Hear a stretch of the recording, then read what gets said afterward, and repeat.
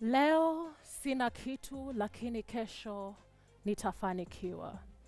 A manifestation Eric Shieni will never get to experience because his life was brutally taken from him as he sought for a better country. A simple man, armed with nothing but a cape and yellow gloves, was met with a bullet on his head. Murder. Apparent. A mother especially should never have to bury her children. But Mama David Chege had to go through the unthinkable. Her only words to the nation, I'm heartbroken. Yet another simple man, a Sunday school teacher, gunned down for exercising his right to peaceful protest. You know, for a country whose leader insists that Kenya belongs to God and throws millions of shillings to build churches, this one move to gun down a Sunday school mwalimu is beyond ironic. Terrible PR, if anyone to ask. And Erickson Mutisia, he literally wore all white to the protests. I mean, what screams, I come in peace, more than a white overall? But not even that spared him from the bullet. A bullet from a gun he probably paid taxes for it to be purchased. Now faces have been revealed, more context has been given. So tonight we ask, are we now closer to justice for the June 25th victims? Or will this just be another well-curated story? Please, indulge us, send us a message. We want to hear from you. What do you think? Are we closer to justice? Linda, what do you think? Well, our hearts really goes to the families affected during the June 25th. And as we were listening to your intro, Ms. K, we were all silent for more than a minute just to commemorate those that we lost and the families affected during that particular protest. And today we're here bold enough to speak about this and hear from the Gen Z whether we are really close to getting our justice. Thank you, Linda. And I love that we have wakilis over there, political analysts, Gen Zs who themselves were lienda maandamano. We're going to hear from them. Kagina, what do you think about this? There's a saying that goes, don't shoot the messenger. Journalists are taken to be the messengers. And indeed, a week later, after the Gen Zs went demonstrating in Parliament, as journalists, we were in the streets protesting since some of us were shot, taking in the process of relaying the message. However, the greater message was that being carried by the younger men in this country who were not satisfied.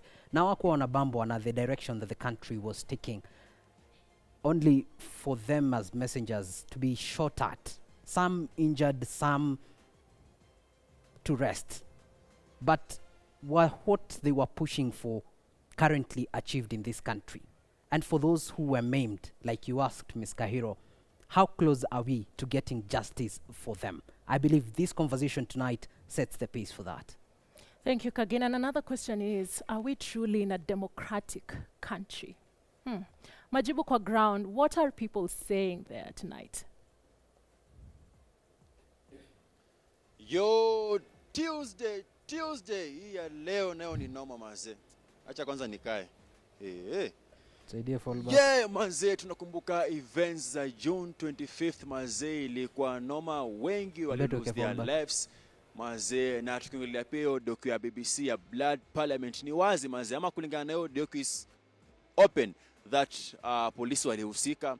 Wewe kama Gen Z unani watch sahi manze, what are your thoughts on this? Na pia tukibonga story ya investigating bodies, story ya IPOA, kila kitu, do you think they have done enough ama they are doing enough to make sure that our perpetrators wanashikwa mazee? Na pia story ingine mazee, kuna wase wali dead na kuna walikuwa injured. Gava pia ilisema ita compensate hao wase. Wewe unani watch sasa, unajua msee yote mwenye familia yake labda aliluzi msee kwa hizo protest, alishutiwa, familia imekuwa compensated, ama wenye walikuwa injured ushaona hata mtu yote akiwa compensated? Hiyo yote ni hapa leo Tuesday ndio utapigia story yote manze hapa.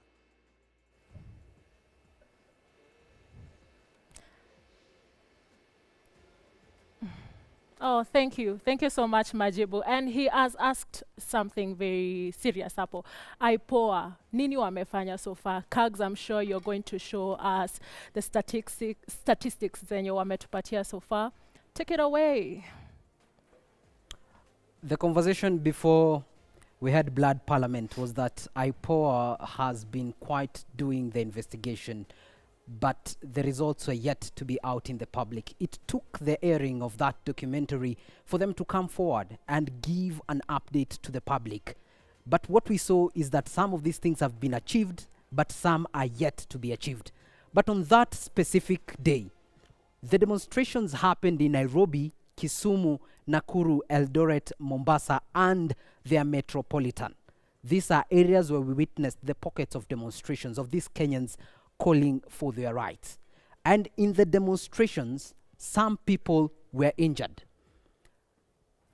At least 42 deaths are recorded by the government. However, human rights organizations claim the number stands at 61. Injuries of civilians stands at 347, when human rights organizations put it at 361. The government has also documented the police officers injured in the process as 495, slightly higher than what the civilians and those who died combined. However, arrests by the police or the government data stand at 1,208, with human rights organization putting the number at 1,376. Now, we've had enforced disappearances, which the government continues to detach itself from involvement. However, human rights organization put the number at 132 cases, which have been reported to the police. 32 cases, 74 cases have been found, some dead, some injured, but 26 are still missing to date. And the families are still seeking justice as to whether they can actually be found. And if found, will they be alive? Ms. Kahiro. Thank you so much, Kagina. I don't know, Linda, from your side, I just want to hear from one of the people from your side as we ask the question tonight: are we closer to justice after the expose by BBC? Maybe we could get someone from your side, Linda? Well, Miss K, we have Okaya right here, and he was one of the frontliners when that action was happening. Perhaps you can just give us a brief, just in a brief, before we move to Majibu and even for the question of the day. Recount the day for us. Thank you. 25th June was dark, literally. When you say dark, I mean dark. I was in the CBD, but of course it was very tough before getting to CBD. The police already had measures to ensure that people don't get close to Parliament. And I think the numbers are overwhelming that they had not expected. I did not come very early, so I did not probably enjoy the benefit of getting in easily. But when finally we got in, I came in through the railways. You see, I came through the railways, and of course you had to fight your way through into the CBD because there were police everywhere, and then now into Supreme Court. I was part of the team that fell the fence around Supreme Court before we could get to Parliament. And I tell you, at some point I fell down, and when I woke up, I opened my eyes. Nairobi was dark. I felt I was also going.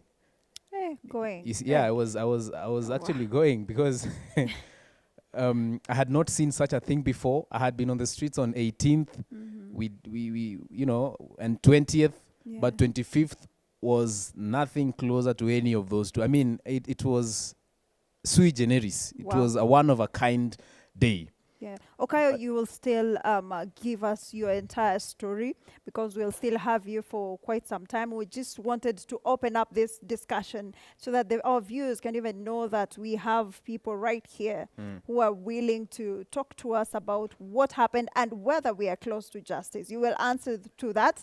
But first, we'll get to hear from Majibu Kitao on the other side. Majibu, if you can hear me, what's happening on the other side? What are people saying? Are they close to justice? Yo, Linda, June 25th, are we closer to justice? Hiyo ndo swali tunauliza hapa leo mazee. Wacha ni bonge nao, sitaki kuongea sana. Nianze na wewe, anaitwa Precious. Briefly tu, umewatch hiyo documentary ya Blood Parliament. Wewe kama Gen Z, mtu alitokea streets kuandamana, what were your thoughts zako kuhusiana hiyo whole documentary? Hi. Oh, it's okay. Hi, everyone. My name is Precious Howie. I'm a victim of June 25, first of all. I think so. It's hard to say, but after watching the Blood Parliament documentary yesterday, my heart felt so sad. As like, it really triggered something that I wish I could do it right now for justice for those 3 people who were killed along Parliament that day. I can start with the name of Eric. We have a father who was killed, a father who was killed, and another man. And it's totally sad that our country is so quiet about it. And the disappointing thing is that after the documentary was out, Kaluma went ahead and said he has banned the license of BBC. So it truly means that these things, it wasn't an accusation for anything. The police killed us. The police killed us. And we're totally watching. Because when we went to the streets, we wanted justice for our people. Totally nothing has been done since that day. And now we are fully recovering from everything. We really want justice for those people. We really want to know every documentary from the IPOA, DCI, everything that they were investigating since June 25 till now. It's 10 months down the line. We are really, really hearted, and we are really ready to fight back this thing for the justice of these kids. Perfect. Ushaniambia wewe ni victim, utaniambia uliathirika vipi, alafu pia ushatuambia hakuna compensation, utakuja kuosta compensation. Ni bonge nawe bro. Do you think Kenya mliendea streets kudemonstratea anything imeachiviwa so far? Imeachivio mandate yenu? Personally, sijaona kitu yenye gava imedu. Hakuna kitu tumeachieve so far. Gava basically imekuwa silent. Hata unaona after documentary imetoka, the best yenye gava inaweza do ati ni kujaribu kuficha history. This clearly means hawa si wanajua nini iliendelea, because now on that fateful day, government iko supposed to protect citizens wao. On that day yani iliwaachilia hohe, yani kabisa. So what kind of government is that? But mimi as a Gen Z, as a young person, I'm just hoping that, and I am praying that one day, just one day maybe, Kenya ita change. Perfect. Umesema Gen Z, one day, just nibonge nawe baby girl, kuja, usiogope bana. Subaru ziliisha, kuja.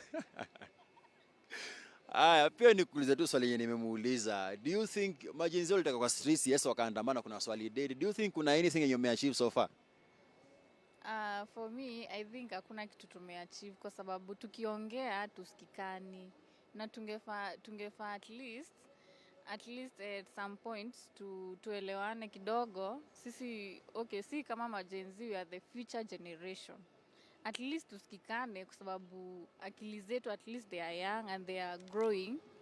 Hata kama tumekosea, tunakosolewa na wale wakubwa, tunakosolewa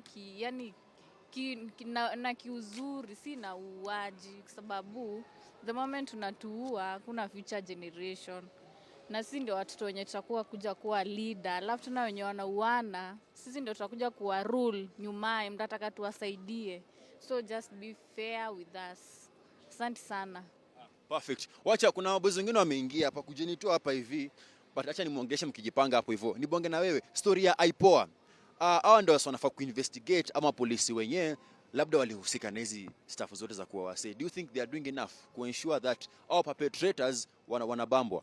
As for me, sioni kama IPOA ametupatia this thing in a great thing, because they have been doing our cases for the last more than years, but this one has taken delays. I really don't know if the government is over it or they are threatened not to remove everything. At this point, I just have to take this and say the government fears everything that is coming out. At this moment, the government has feared that the blood parliamentary thing has come out, and it has just indicated that the KDF, the police in this country, who we paid by our taxes, are the one killing us. So at this sense, I'm just bored with everything about the government. It's just like a few hours before the blood parliamentary thing is out, these are the other cases in Narok. People are killed because of land. As like, where is our country heading?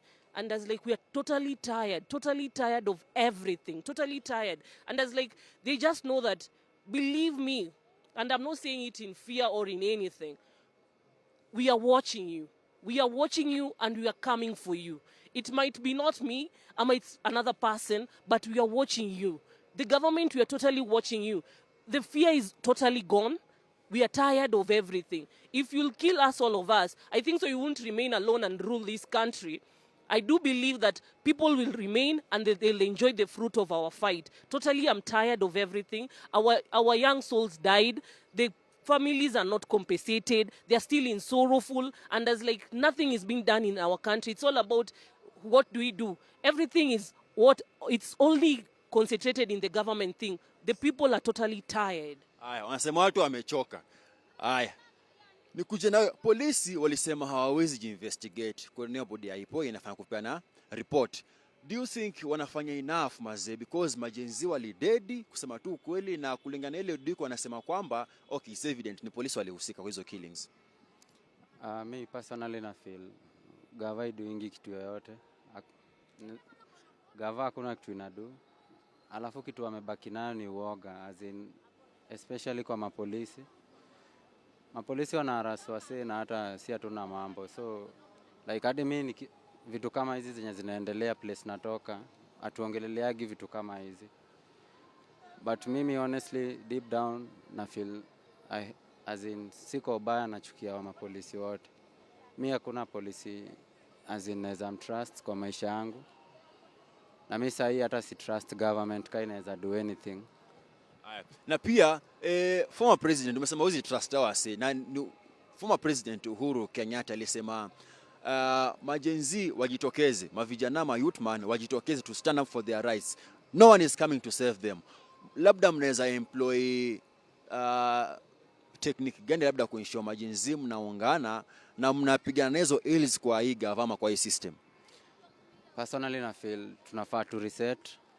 Kila mtu tu ako kwa gava, ka ushaiserve kwa gava uende home. Juu tumechoka. Mimi nadai kuona new faces kwa government. Nadai wase wanasema wanafanya vitu na wanadu. Nadai wase wenye wanaweza keep their word. Na so government yote mimi sitaki kujua ni nani, we ni nani ama nani. Wote waende nyumbani tu. Na tumejam, si uongo. Aya, amesema wamejam na si uongo. Muangalie nyana katu wamejam, wanaweza kutafuna. Bro, briefly tu ni bonge na Bazenga hapa hajapata chance ya kuongea. Briefly tu, labda your message to the government, unaotuambia nini mazee na history yote ya killings za majenzi? Okay. Kwa majina naitwa Muhat Kanyo. Mimi pande na gava jo, mimi usikini sasa kusanga ujanja na government. Unapata hadi hii IPO yenyewe hata ijisaidini. Unapata maskandal kama hizi zimeanza kutokea, hadi president mwenyewe anashindwa kuwasha candle. Yaani vitu zingine zina happen, unashindwa kwani tuko Kenya gani? Unanipata? That's why unaona vitu kama huduma namba tulichukuanga haijaisaidia mtu. Sasa ni opportunity Gen Z. Tushikane tuende kama kasa, tuuze Kenya, tugawane do. Kila mtu mwenye akaona huduma namba anapata doya. Juu sasa penye tumefika hakuna ujanja, unaniget? Aya, fiti. Na mbona nafaa kurudisha mazee, mmeninyonga time lakini ina noma, lakini majinzi washaongea na nikawatoka. Wacha nirudishie Miss K studio mazee. Umesikia wamesema, kuna mwisho wamesema hata hana imani na gava kabisa mazee. I think gava pia inafaa kujiredeem. Majinzi wamejam mbaya. Na hizo killings pia kuna wame insist aipoa fanya kazi yenu studio. Thank you so much, Majibu, for that. Nakwambia hapo kwa ground watu wamesema they do not trust the government na wote waende home. Pale online people say drain the whole swamp. Is this the solution? We'll be back in a minute to continue this conversation.